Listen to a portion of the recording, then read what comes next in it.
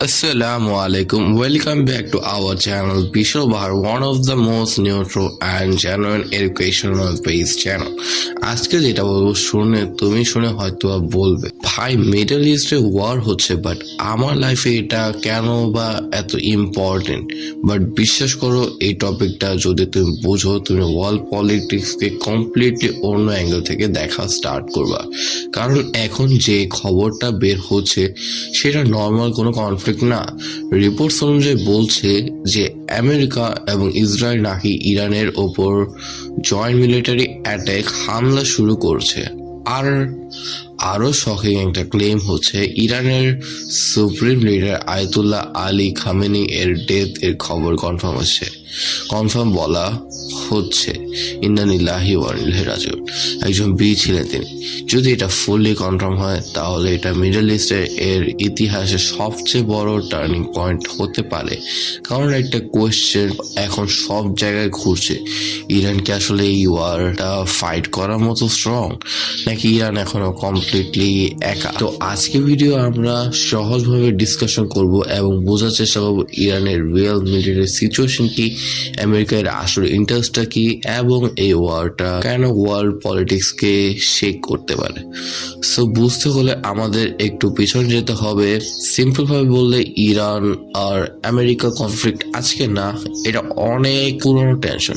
Actually 2000 এর দিকে থেকে একটা বড় ইস্যু শুরু হয়, সেটা হলো ইরানের nuclear programme. Western countries specially America এবং ইউরোপের অনেক দেশ ক্লেম করতে থাকে ইরান নাকি সিক্রেটলি নিউক্লিয়ার ওয়েপন ডেভেলপ করতে পারে। এখন এখানে একটা ইন্টারেস্টিং প্রশ্ন আছে, কারণ দুনিয়াতে অনেক country already nuclear programme maintain করে। এক্সাম্পল দিলে বুঝতে ইজি হবে।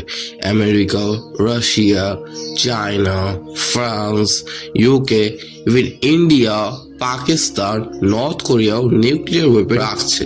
তাহলে কোয়েশ্চেন হচ্ছে, ইরান নিউক্লিয়ার টেকনোলজি ডেভেলপ করতে চাইলে প্রবলেম কোথায়?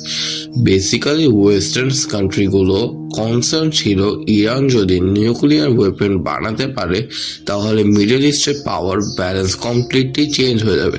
আর এখানে ইসরায়েলের একটা হিউজ রোল আছে, কারণ ইসরায়েল মিডল ইস্টের একটা strong military power. On many reports বলা হয় ইসরায়েলের কাছেও নিউক্লিয়ার ওয়েপন আছে। সো অফিসিয়ালি তারা ওপেনলি অ্যাডমিট করে না। So naturally Iran nuclear power হলে ইসরায়েলের সিকিউরিটি থ্রেট করতে পারে। এই কারণে 2000 শতকের পর থেকে ইরানের উপর হেভি প্রেশার ডিপ্লোম্যাট কনফ্লিক্ট শুরু হয়।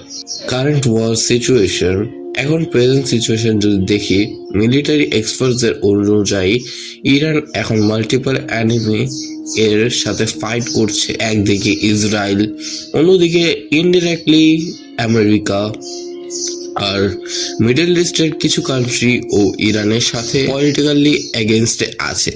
সো সিম্পল ভাবে বলে ইরান এখন একরকম মাল্টি ফ্রন্ট প্রেশারের মধ্যে আছে। মিসাইল সিস্টেম নিয়ে ইরান এর রেপুটেশন স্ট্রং। ইরানের বলিস্টিক মিসাইল প্রোগ্রাম মিডল ইস্টে কোয়াইট ফেমাস, বাট এখানে একটা প্রবলেম আছে, মিসাইল থাকলে ওয়ার জেতা যায়, কারণ মডার্ন ওয়ারে এয়ার সুপারিয়রিটি হিউজ ফ্যাক্টর। আর আমেরিকা এবং ইসরায়েলের এয়ারফোর্স ওয়ার্ল্ডের মধ্যে মোস্ট অ্যাডভান্স। এক্সাম্পল দিলে আমেরিকার সাথে stealth aircraft, drones, satellite intelligence, এগুলো ওয়ার এর আউটকাম হিউজ ডিফারেন্ট ক্রিয়েট করে। তাই মিলিটারি অ্যানালাইজ করে বলছে ইরানের মিসাইল স্টক লিমিট, যদি ওয়ার লং টাইম চলে তাহলে ওই স্টক র্যাপিডলি ফিনিশ হয়ে যেতে পারে। আর jet fighter plus air strike এর এগেইনস্টে ডিফেন্ড করা ডিফিকাল্ট হয়ে যায়। ইরানের রেজিস্ট্যান্স বর্তমানে কিরকম আছে? বাট এখানে একটা ইন্টারেস্টিং সাইকোলজিক্যাল ফ্যাক্টর আছে। ইরান হিস্ট্রিক্যালি একটা মেসেজ দিয়ে আসছে, আমরা যদি মরি তাহলে শত্রুকে নিয়ে মরব। মিনিং ইরানের স্ট্র্যাটেজি অফেন অ্যাসিমেট্রিক ওয়ারফেয়ার।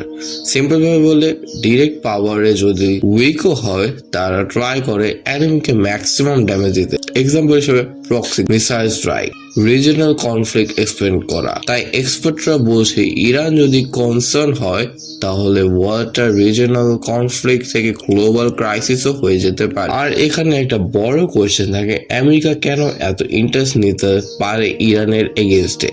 এটা শুধু সিকিউরিটি ইস্যু না, মিডল ইস্টে historically oil, trade routes, strategic influence এর জন্য সুপার ইম্পর্টেন্ট। যে কান্ট্রি এখানে ইনফ্লুয়েন্স মেনটেন করতে হবে সে বেসিক্যালি ওয়ার্ল্ড পলিটিক্সে হিউজ কন্ট্রোল রাখতে পারবে।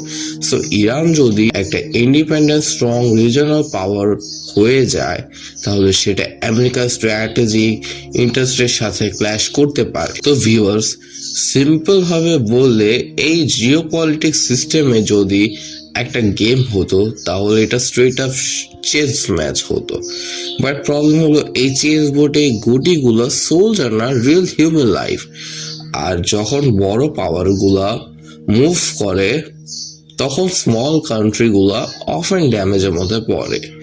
তো এখন কোশ্চেন হলো এই কনফ্লিক্টে বিগার ওয়ার্ল্ড ওয়ার এর ডিরেকশনে যেতে পারে নাকি এটা লিমিটেড রিজিওনাল ওয়ার হয়েই থাকবে? আর ইম্পর্টেন্ট, ইরান কি আসলে একা নাকি ফিউচার নতুন অ্যালায়েন্স ক্রিয়েট হতে পারে? তোমার কি মনে হয় কমেন্টে বলো। আর যদি তুমি এই ধরনের ডিপ আর সিম্পল ভাবে ডিসকাশনের সাথে পলিটিক এক্সপ্লেনার পছন্দ করো তাহলে must be subscribe the channel.